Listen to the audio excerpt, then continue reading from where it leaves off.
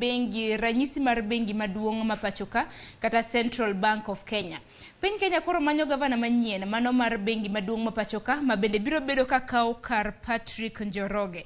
Nyaka sani nitiere listi mar ji 6 ma osebedo shortlisted ma bende koro biro bedo kidayo dhoggi mano mar pong'o lemo makama. Ji 6 ma nyaka sani osebedo shortlisted gin moriwo mago deputy governors kar mana jolup governors machon mano mar bengi maduong' ma pachoka mano moriwo Haron Sirima, bende wantiere gi Edward Sambili.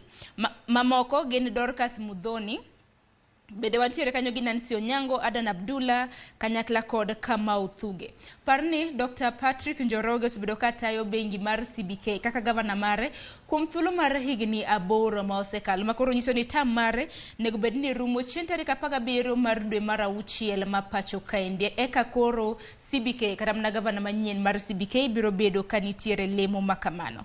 Ma en okang' kata mana makoro PSC biro bedo ka dayo dho ji 6 gi kachakre kanyo chieng' tarik 9 mano mar dwe mar 5 ma bende wantiere ni ka koro manen lemo mano mar gavana mar 10 ma bende biro bedo ka tayo bengi maduong' ma pachoka ende. Kopogore